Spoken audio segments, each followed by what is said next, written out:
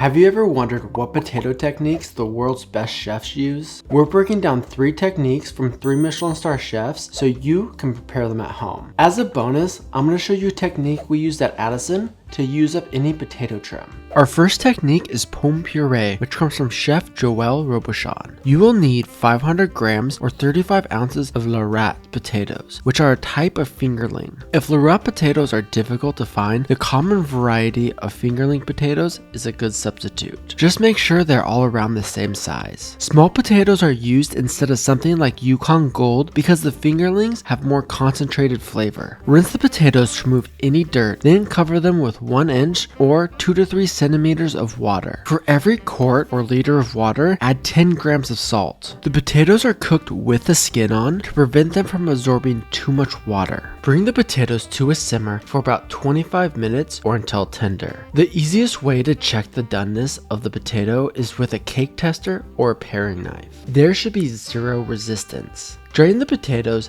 then peel the skin while they are still warm, which makes it easier. Place a splash of water in the bottom of the pot to prevent a film from forming on the bottom. Then rice the potatoes into the pot. In a separate pot, bring 150 milliliters or 5 ounces of milk to a simmer. Add enough warm milk to the puree until smooth, mixing with a wooden spoon. Add 125 grams or 4 ounces of cold cubed butter, a little at a time. This will help form an emulsion. The high amount of butter in this puree helps prevent the potatoes from becoming gluey. Pass this through a strainer to remove any excess lumps. This pomme puree is very simple, but very tasty. Our second technique is pomme sarlandaise, which comes from Chef Thomas Keller. Make a sachet with 2 thin slices of garlic, 1 thyme sprig, 1 bay leaf, and 5 peppercorns. Peel the potatoes, then create a flat side to stabilize the potatoes and slice them 1 1/4 inch thick. Using a 3/8 inch cutter, punch the potatoes out. To get a clean punch, twist first, then with even pressure,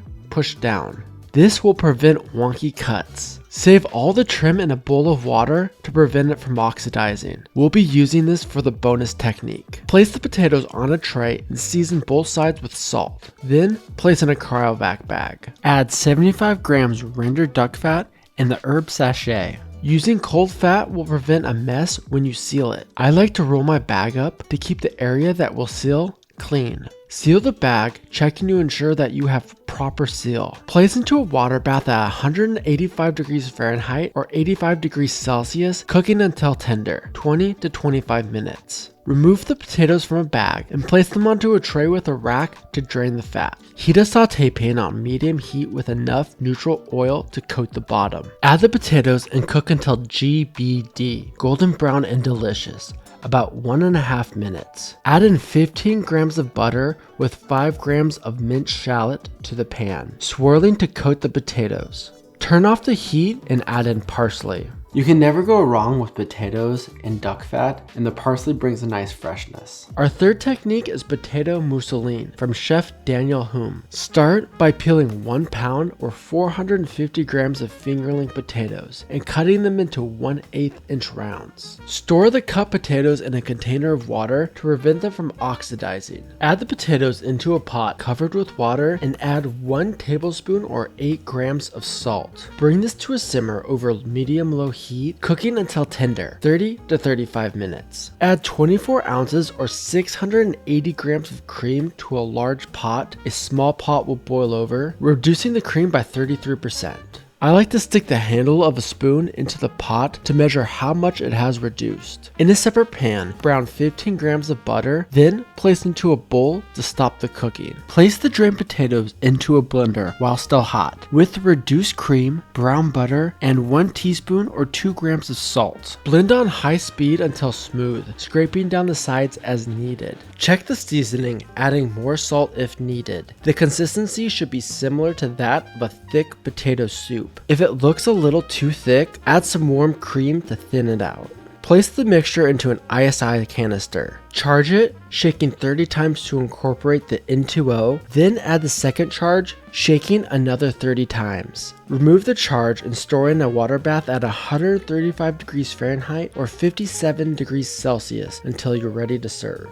The potato flavor in the mousse is light, but the texture is amazing. This bonus technique is one we used at Addison, called potato crumbs. Place the potato trim with water into a blender, blending until the potatoes are even in size. Drain the potatoes from the water, then, using a paper towel or cheesecloth, wring out the excess water. You need these to be very dry. Heat up a pot of oil to 300 degrees Fahrenheit or 148 degrees Celsius. Place the potatoes into the oil using a whisk to break up any lumps. Once they start to brown, strain the potatoes from the oil. Place them onto a tray with a paper towel to absorb any excess oil and season with salt while they're still warm. They will continue to brown after you take them out of the oil, so do not fry them too dark. This would add amazing crunch to any dish and it tastes like french fries. If you enjoyed this video, you should watch this technique video next.